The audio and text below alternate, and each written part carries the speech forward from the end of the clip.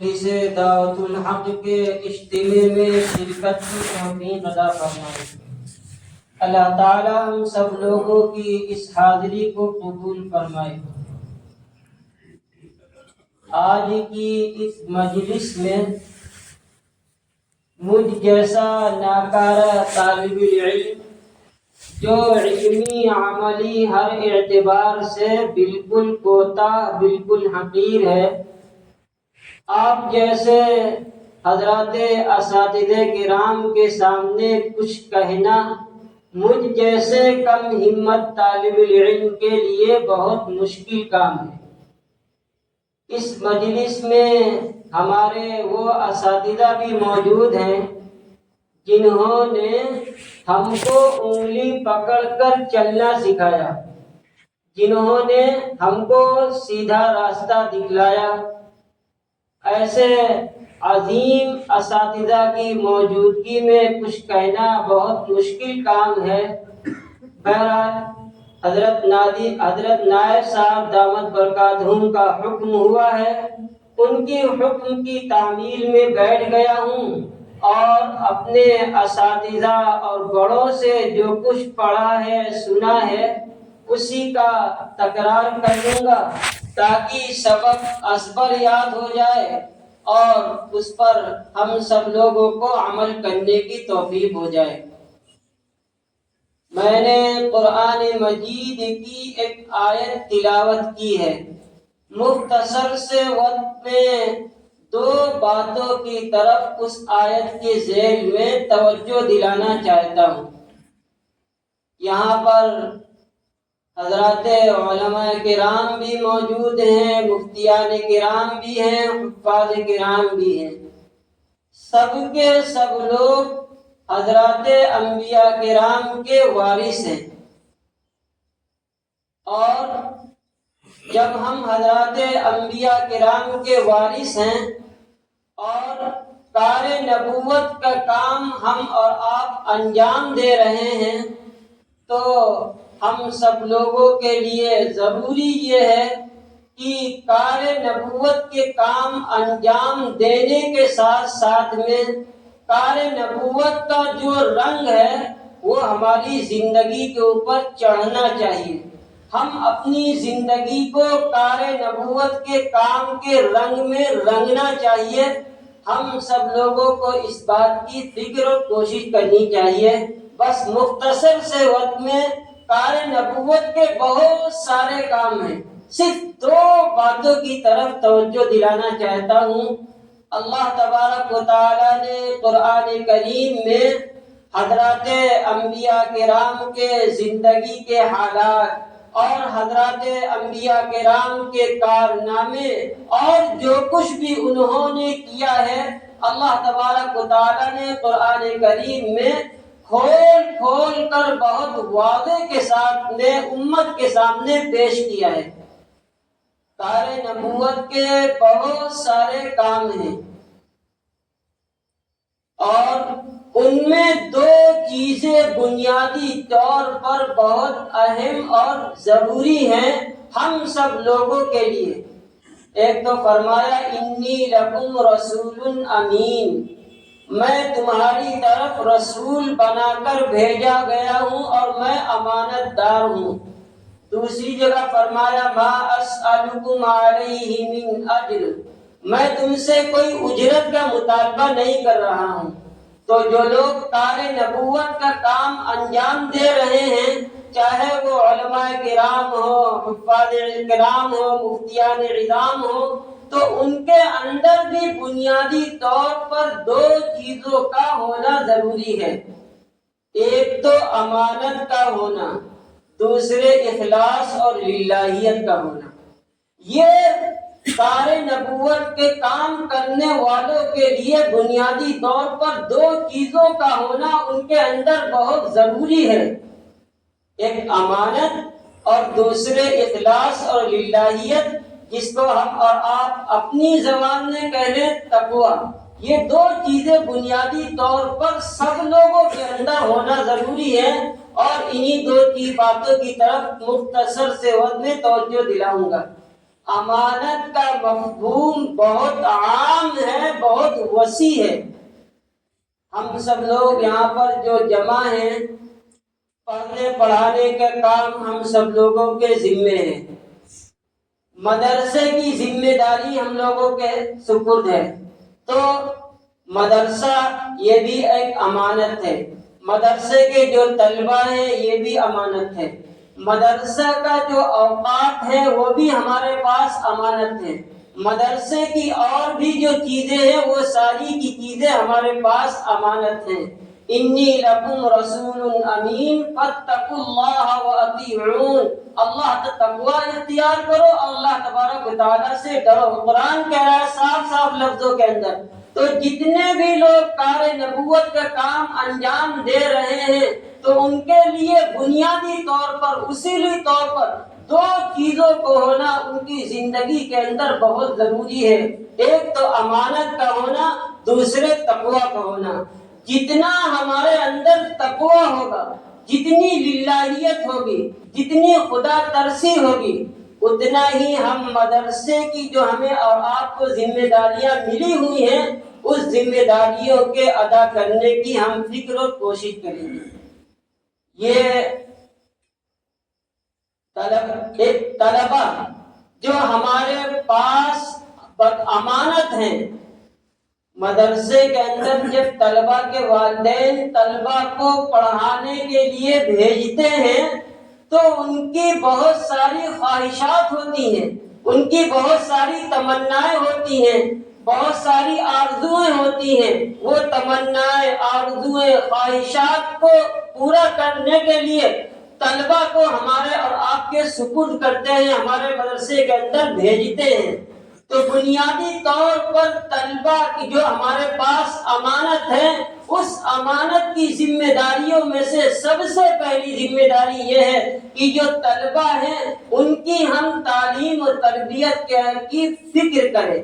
طلبہ کی تعلیم و تربیت کے اندر ہم اتنی فکر کریں کہ دوسرے طلبہ سے وہ طلبہ ممتاز ہو جائیں اور ان کو زندگی گزارنے کا اچھا سلیقہ سکھائیں، ان کو اچھا ادب سکھائیں، ان کے اچھے اخلاق بتائیں اور ان کو زندگی گزارنے کا اچھا درس دیں۔ یہ تو ہو گئی طلبہ کے سلسلے میں امانت۔ اور امانت کا مفہوم بہت لمبا ہے، بہت وسیع ہے، عرض کیا تھا۔ وقت بھی امانت ہے، لیکن اس امانت کے حقوق ہم کب ادا کریں گے؟ جب ہمارے اندر تقوی آئے گا، ہمارے اندر للہیت آئے گی، ہمارے اندر خدا ترسی آئے گی۔ میرے بھائیوں، میرے دوستوں، جتنے بھی دین کے کام کرنے والے لوگ ہیں سب کے اندر دو چیزوں کا بنیادی طور پر ہونا ضروری ہے۔ ایک تو امانت کے حقوق کا ادا کرنا، دوسرے خدا ترسی اور للہیت کا اپنے اندر ہونا۔ جتنی خدا ترسی اور للہیت اخلاص ہمارے اندر ہوگا تو اس کا اثر کیا ہوگا؟ اس کا اثر مدرسے کی چار دیواری کے اوپر بھی پڑے گا، اس کا اثر مدرسے کے بچوں کے اوپر بھی پڑے گا اور اس کا اثر مدرسے کی اور بھی ضروریات کے اوپر پڑے گا۔ جتنا اعلیٰ درجے کا تقوی ہوگا ہمارے اندر، اتنا ہی اعلیٰ درجے کی ہم کو کامیابی ملے گی۔ اللہ پاک نے حضرت نبی کریم صلی اللہ علیہ وسلم کو پوری امت کے لیے آئیڈیل اور نمونہ بنا کر دنیا کے اندر بھیجا ہے۔ تو جتنے بھی معلمین ہیں ان کے لیے آئیڈیل اور نمونہ حضرت نبی کریم صلی اللہ علیہ وسلم کی ذات گرامی ہے، اور جتنے بھی طلبہ علم دین حاصل کرنے والے ہیں ان کے لیے آئیڈیل اور نمونہ حضرات اساتذہ کرام ہیں۔ جب حضرات اساتذہ کرام کے اندر کار نبوت کا رنگ چڑھا ہوگا تو طلبہ کے اندر جو ہے خود بخود کار نبوت کا رنگ چڑھ جائے گا، اور جب حضرات اساتذہ کرام کے اندر کار نبوت کا رنگ چڑھا نہیں ہوگا تو طلبہ کے اندر کہاں سے کار نبوت کا رنگ آئے گا؟ ہم سب لوگ پڑھنے پڑھانے سے تعلق رکھتے ہیں۔ آج مدارس کے اندر گراوٹ بہت زیادہ ہوتی چلی جا رہی ہے۔ برا نہ مانیے گا، ہم بھی شریک ہیں اس کے اندر، آپ سب لوگ شریک ہیں۔ آج مدارس کا حال کیا ہو رہا ہے ہم سب لوگ اچھی طریقے سے جانتے ہیں، اور انہی وجہ سے، انہی ہماری حالات پیدا کرنے کی وجہ سے مدارس کے اوپر کیسے کیسے حالات آ رہے ہیں ہم سب لوگ اچھی طریقے سے جانتے ہیں۔ مدارس کے اندر جو تربیت کا جو نظام تھا وہ بالکل ختم ہو گیا ہے، گویا نہ کے برابر ہو گیا ہے۔ طلبہ کی تربیت کا نظام ختم ہی ہو گیا ہے۔ آپ ذرا جو انگلش میڈیم کے اسکول ہیں جہاں دنیاوی تعلیم ہوتی ہے، آپ وہاں پر ایک بار جا کر دیکھیے اس مدرسے کے اندر کیسا اس اسکول کا رنگ چڑھا ہوا ہوتا ہے۔ دور سے ہی انسان جان جاتا ہے اور پہچان لیتا ہے کہ یہ جو ہے انگلش میڈیم کا اسکول ہے، کتنا اچھا اسکول ہے۔ آج ہمارے مدارس کا کیا حال ہے ہم سب لوگ خوب جان رہے ہیں، اچھی طریقے سے جان رہے ہیں۔ وجہ کیا ہے؟ ہمارے اندر سے تقویٰ اور الہیت ختم ہو گئی ہے۔ ابھی حضرت والی صاحب دامت برکاتہم کے ساتھ ایک جگہ پروگرام میں گئے تھے، مدرسے کا پروگرام تھا، تو حضرت والی صاحب دامت برکاتہم فرما رہے تھے، پروگرام کے اندر ایک بات ارشاد فرمائی تھی، اسی کو دوہرا رہا ہوں۔ حضرت مولانا عبد الباری صاحب رحمۃ اللہ علیہ کے سامنے جب حضرت محی السنہ علیہ الرحمہ کا نظام تعلیم و تربیت پیش کیا گیا تو حضرت مولانا عبد الباری صاحب رحمۃ اللہ علیہ نے ایک جملہ کہا، اور بہت ہی ایسا جملہ کہا جو سونے کے پانی سے لکھنے کے قابل تھا۔ حضرت مولانا عبد الباری صاحب رحمۃ اللہ علیہ نے فرمایا، جب اس حضرت والا کے نظام تعلیم و تربیت کو دیکھا تو فرمایا مولوی ابرار سلمہ کی ہمت ہے کہ انہوں نے ایسا تعلیم و تربیت کا نظام بنایا۔ میں تعلیم و تربیت کے اوپر 500 صفحے کی کتاب لکھ سکتا ہوں، لیکن میں کسی ایک انسان کی جو ہے تربیت صحیح معنوں میں کر نہیں سکتا ہوں۔ تو ہم سب لوگوں کی ذمہ داریوں میں سے ہے کہ بچے جو ہمارے پاس امانت ہیں، اس کے امانت کے حقوق کو ادا کرنے کی فکر کریں، ان کی تعلیم و تربیت کی فکر کریں، ان کو اعلیٰ سے اعلیٰ تعلیم دیں، عمدہ سے عمدہ تعلیم دیں، ان کو اچھے اخلاق سکھلائیں، ان کی اچھی تربیت کریں۔ آپ دنیا کے اندر کوئی بھی نیک کام نہ کریں، لیکن اگر آپ نے ایک بچے کی صحیح معنوں میں تعلیم و تربیت کر دی، ایک بچے کو اچھا ادب سکھلا دیا، اچھا اخلاق سکھلا دیا، اس کی عمدہ تربیت کر دی، تو وہی بچہ آپ کے لیے دنیا کے اندر تمام خیر کے دروازے کھولنے کے لیے کافی ہوگا۔ صرف ایک بچے کی اگر آپ نے تعلیم و تربیت صحیح معنوں میں اندر کر دی۔ آج مدرسے سے یہ نظام ختم ہوتا چلا جا رہا ہے۔ دوسری بات، ہم سب لوگوں نے مدرسے کو معاش کا ذریعہ بنا لیا۔ سب لوگ، ہم بھی شامل ہیں، اپنے آپ کو شامل کر کے کہہ رہے ہیں مدرسے کو معاش کا ذریعہ بنا لیا ہے۔ مدرسہ معاش کا ذریعہ نہیں ہے، بلکہ اللہ تبارک و تعالیٰ اس کے ذریعے ہماری معاش کا انتظام کرتا ہے، ہمارے لیے روزی کا انتظام کرتا ہے۔ پردے کے پیچھے سے اللہ تبارک و تعالیٰ ہماری زندگی کے ضروریات کے پورا ہونے کے اسباب پیدا فرماتا ہے۔ یہ تو اللہ تبارک و تعالیٰ کا فضل ہے، اس کا احسان ہے کہ اس نے ہم سب لوگوں کو بغیر کسی استحقاق کے اپنے فضل و کرم سے دین کی خدمت کے اندر لگا رکھا ہے۔ ہم سب لوگ اللہ تبارک و تعالیٰ کی اس نعمت کا جتنا بھی شکر ادا کرے کم ہے۔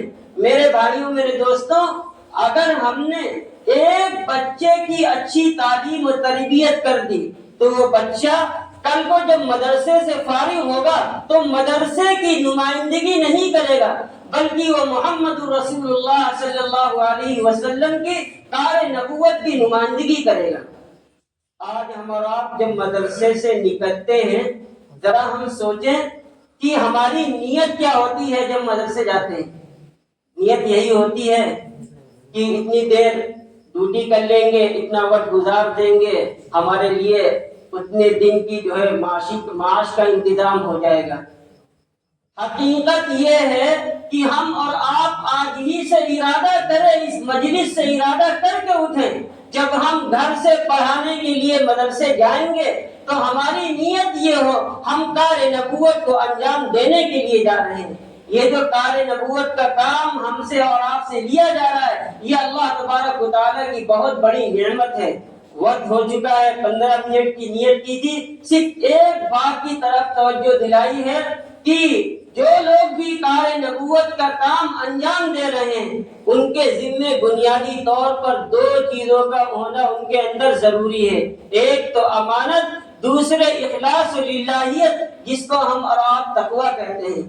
جب تقویٰ دل کے اندر آ جائے گا، خدا ترسی آ جائے گی، للہیت آ جائے گی، تو مدرسے کی بھی حفاظت کریں گے، مدرسے کی اوقات کی بھی حفاظت کریں گے، مدرسے کی ہر چیز کی حفاظت کریں گے، یہاں تک کہ اگر کبھی خدا نخواستہ مدرسے کی ضروریات میں سے کوئی چیز ہم سے گم ہو گئی یا کچھ ہو گیا تو پھر ہم فتوے کے اوپر عمل نہیں کریں گے، تقوی کے اوپر عمل کریں گے۔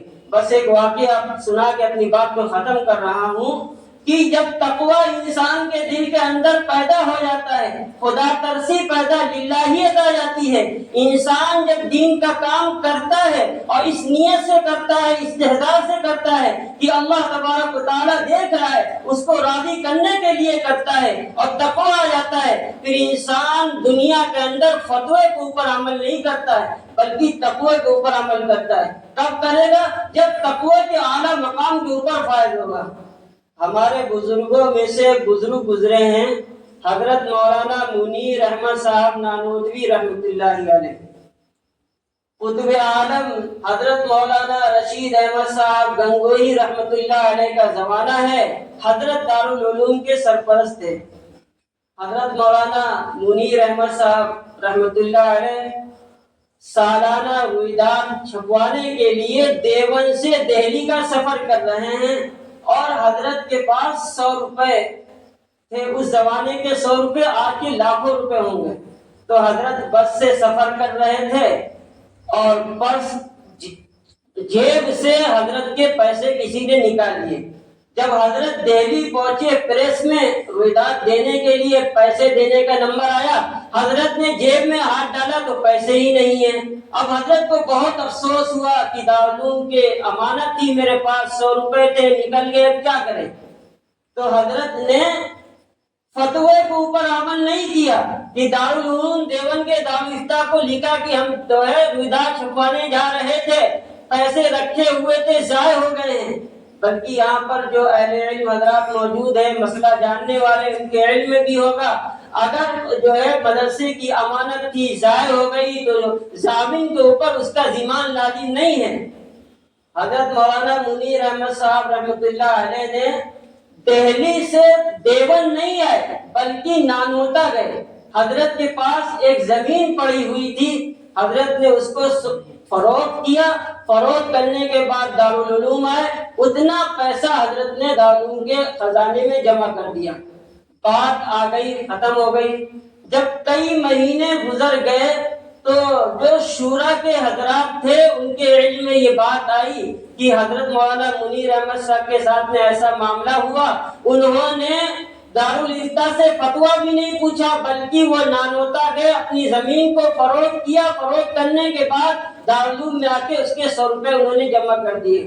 اہل شورا نے استفتاء لکھا، وقت کے ابو حنیفہ اکابر کے سرپرست حضرت مولانا رشید احمد صاحب گنگوہی رحمۃ اللہ علیہ کے پاس، سارے شورا کے لوگ حضرت کے پاس گئے، حضرت کی خدمت میں پورا واقعہ بیان کیا تو حضرت نے فرمایا کہ منیر احمد سے کہہ دو کہ اس کے ذمے ضمان لازم نہیں ہے۔ تو حضرت مولانا منیر احمد صاحب نانوتوی رحمۃ اللہ علیہ نے کتنا سنہرا جملہ کہا ہے جو ہم سب لوگوں کو اپنے دلوں کو اوپر لکھنے کے قابل ہے۔ حضرت نے کہا کہ حضرت مولانا رشید احمد صاحب گنگوہی رحمۃ اللہ علیہ سے کہہ دو اگر ان کے ساتھ یہ معاملہ پیش آتا تو وہ کیا کرتے؟ وہ تقوی کے اوپر عمل کرتے کہ فتوی کے اوپر عمل کرتے؟ تو میرے بھائیوں، میرے دوستوں، حضرات اساتذہ کرام، تو جو ہے جب دل کے اندر تقوی آ جائے گا، للہیت آ جائے گی، خدا ترسی آ جائے گی، تو ہم پھر فتوے کے اوپر، مسئلے کے اوپر عمل نہیں کریں گے، بلکہ ہماری کوشش اور فکر ہوگی ہم تقوی کے اوپر عمل کریں گے، اور جتنا اعلیٰ درجے کا تقوی ہوگا اتنے ہی امانت کے ہم حقوق ادا کریں گے۔ باری تعالیٰ میری ان گزارشات کو قبول فرمائے، ہم سب کو عمل کرنے کی توفیق عطا فرمائے۔ یہی سبق ہم نے اپنے اساتذہ بڑوں سے پڑھا تھا، اسی کا ہم نے تکرار کر لیا، اور اگر کوئی بات کسی کو ناگوار گزر گئی ہو تو میں ان سے معذرت چاہتا ہوں۔ اللہ تعالیٰ ہم سب لوگوں کو امانت کے حقوق ادا کرنے کی اور اپنے اندر تقوی پیدا کرنے کی توفیق عطا فرمائے۔ وآخر دعوانا ان الحمد للہ رب العالمین۔ وبحمده سبحان اللہ العظیم، وصلی اللہ علی النبی الکریم۔ ربنا آتنا في الدنيا حسنة وفي الآخرة حسنة وقنا عذاب النار وقنا عذاب القبر وقنا عذاب الحشر۔ اے اللہ رب العالمین ہے، سارے جہاں کے پالنے والے ہیں، اے اللہ رحمان ہے، بڑی بڑی غلطیوں کو معاف فرمانے والے ہیں، اے اللہ رحیم ہے، بار بار معاف کرنے والے ہیں، اے اللہ کریم ہے، بغیر کسی استحقاق کے آپ نے بہت ساری نعمتوں سے ہم سب لوگوں کو نوازا ہے۔ میرے مولا، جہاں آپ نے اپنے فضل کرم سے بہت ساری نعمتوں سے نوازا ہے، ہم سب لوگوں کی درخواست ہے، ہم سب لوگوں کی مغفرت فرما دیجیے۔ اے اللہ ہم سب لوگوں کی جملہ حاجات، جملہ ضروریات کو اپنے محض فضل کرم سے پورا فرما دیجیے۔ اے اللہ ہم کو، ہر طالب علم کو علم نافع، عمل مقبول عطا فرما دیجیے۔ اے اللہ دنیا کے اندر جہاں کہیں بھی دین کا کام ہو رہا ہو، اے اللہ اس کام کی، کام کرنے والوں کی، کام کی جگہ کی اے اللہ آپ حفاظت فرما لیجیے۔ اے اللہ بالخصوص مدرسہ اشرف المدارس مجلس دعوت الحق کی اے اللہ تمام شرور فتن سے اس کی حفاظت فرما لیجیے۔ اے اللہ سدا بہار اس کے باقی رکھنے کا فیصلہ فرما دیجیے۔ اے اللہ ہمارے جتنے بڑے اساتذہ مشائخ دنیا میں حیات ہیں، اللہ سب کی عمر میں برکت عطا فرما دیجیے۔ بالخصوص حضرت نادی صاحب دامن برکاتہم کو صحت عافیت عطا فرما دیجیے۔ حضرت کے سائے کو ہم سب لوگوں کے سروں پر تاخیر دیر تک صحت عافیت سلامتی کے ساتھ قائم دائم فرما دیجیے۔ حضرت کی قدردانی اور ان کی ہدایات پر ہم سب لوگوں کو عمل کرنے کی توفیق عطا فرما دیجیے۔ اے اللہ ہمارے جتنے بڑے اساتذہ مشائخ دنیا سے جا چکے ہیں، سب کی مغفرت فرما دیجیے، سب کے درجات کو بلند فرما دیجیے، سب کی قبروں کو نور سے منور فرما دیجیے۔ اے اللہ جن جن لوگوں نے دعاؤں کے لیے کہا ہے یا لکھا ہے یا ان کا حق ہے ہمارے اوپر، اور حاضرین کی بھی تمام جائز مقاصد حسنہ میں کامیابی عطا فرما دیجیے۔ اے اللہ ہم آپ سے سوال کرتے ہیں اور اس خیر و بھلائی کا جس کا سوال کیا آپ سے آقا صلی اللہ علیہ وسلم نے۔ ہم آپ سے پناہ چاہتے ہیں ہر اس شر و فتن سے جس سے پناہ چاہی آقا صلی اللہ علیہ وسلم نے۔ اے اللہ ہماری دعاؤں کو محض اپنے فضل کرم سے حضرت نبی کریم صلی اللہ علیہ وسلم کی برکت سے قبول فرما دیجیے۔ سبحان ربک رب العزت عما یصفون وسلام علی المرسلین والحمد للہ رب العالمین، آمین۔